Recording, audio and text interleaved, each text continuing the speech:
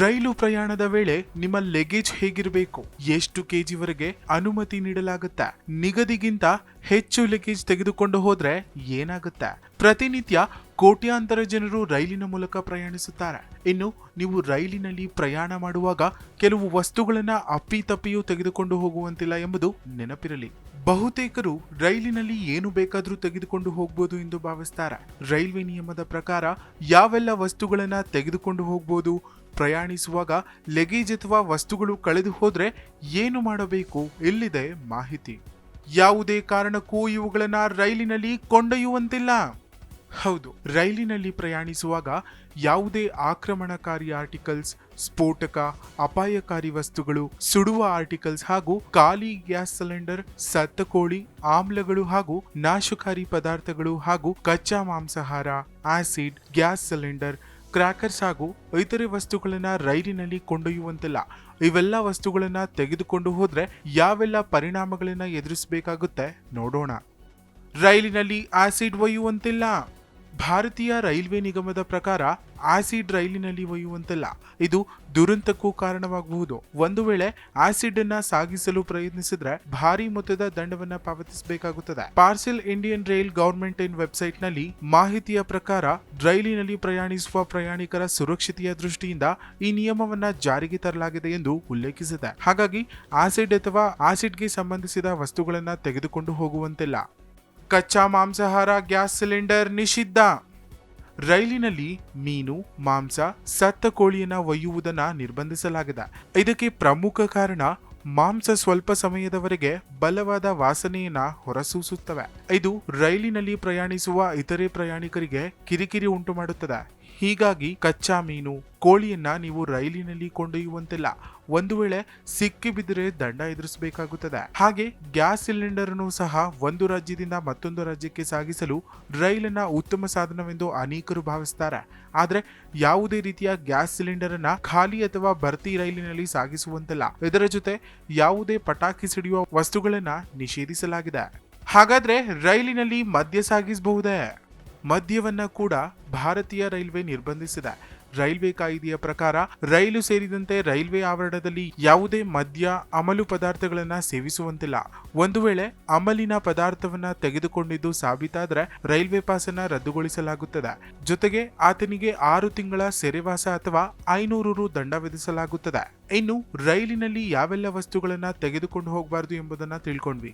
ಈಗ ಭಾರತೀಯ ರೈಲ್ವೆ ಪ್ರಕಾರ ನಿಮ್ಮ ಲಗೇಜ್ ಹೇಗಿರಬೇಕು, ಎಷ್ಟು ಕೆಜಿವರೆಗೆ ಅನುಮತಿ ನೀಡಲಾಗುತ್ತೆ, ನಿಗದಿಗಿಂತ ಹೆಚ್ಚು ಲಗೇಜ್ ತೆಗೆದುಕೊಂಡು ಹೋದ್ರೆ ಏನಾಗುತ್ತೆ, ಪ್ರಯಾಣಿಸುವಾಗ ಲಗೇಜ್ ಮತ್ತು ವಸ್ತುಗಳು ಕಳೆದು ಹೋದ್ರೆ ಏನ್ ಮಾಡಬೇಕು ಎಂಬುದನ್ನ ನೋಡೋಣ.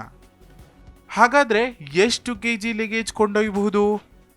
ರೈಲಿನಲ್ಲಿ ಪ್ರಯಾಣ ಮಾಡುವಾಗ ನಿಮ್ಮ ಲಗೇಜ್ 100 ಕೆಜಿಗಿಂತ ಹೆಚ್ಚಿನ ತೂಕ ಅಥವಾ ಹೊರಗಿನ ಅಳತೆಯಲ್ಲಿ 1 ಮೀಟರ್ 0.7 ಮೀಟರ್ ಮೀರಿದ್ದು ನಿರ್ದಿಷ್ಟಪಡಿಸಿದ ಆಯಾಮಗಳಲ್ಲಿ ಯಾವುದಾದರೂ ಒಂದನ್ನ ಮೀರಿದ ಪ್ಯಾಕೇಜ್ ಅನ್ನ ಬೃಹತ್ ಲಗೇಜ್ ಎಂದು ಪರಿಗಣಿಸಲಾಗುತ್ತದೆ. ವ್ಯಾಲ್ಯೂಮ್ಯಾಟ್ರಿಕ್ ಆಧಾರದ ಮೇಲೆ ನಿಜವಾದ ತೂಕವು 100 ಕೆಜಿಗಿಂತ ಕಡಿಮೆ ಇದ್ದರೂ ಸಹ ಆಯಾಮಗಳಲ್ಲಿ ಒಂದನ್ನ ನಿಗದಿತ 10% ಮೀರುವಂತಿಲ್ಲವೆಂದು ಇಲಾಖೆ ತಿಳಿಸಿದೆ.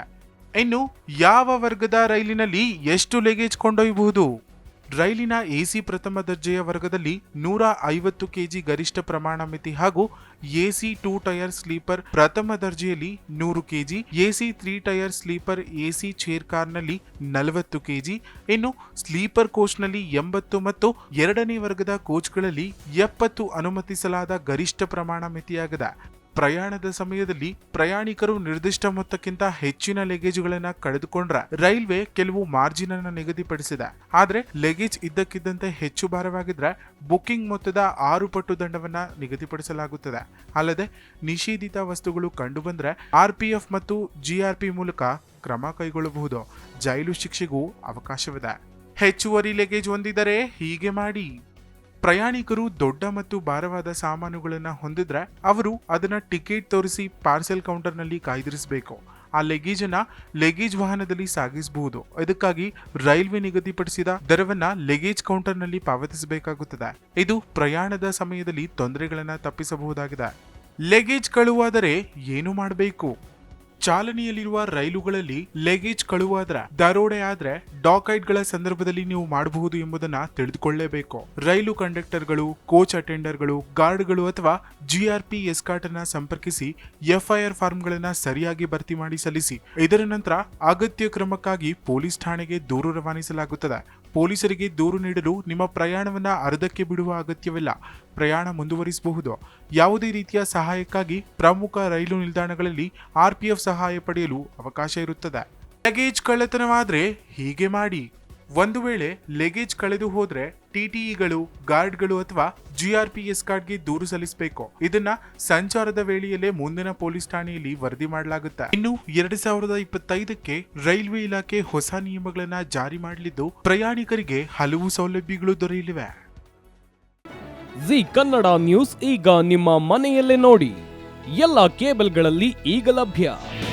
ನಿಮ್ಮ ನೆಚ್ಚಿನ ಜಿ ಕನ್ನಡ ನ್ಯೂಸ್ ಈಗ ಸನ್ ಡೈರೆಕ್ಟ್ ನಲ್ಲಿ number 292, Tata play number 1664, Jio TV number 1334, NXT digital number 30, in cable number 30, city networks 51, U digital number 162, GTPL number 17, Rockline telecommunications number 42, Shri Basaveshwara cable number 168, rural cable network 60, Vinayaka digital 57, Abhishek cable 821, city channel 53, Siddeshwara cable network 57, V4 digital Infotech 628, Surya digital networks 53, Gajanan digital number 836, Malnad Infotech private limited number 56, Metrocast number 830, Victory Digital number 167ರಲ್ಲಿ ನೋಡಿ ಆನಂದಿಸಿ.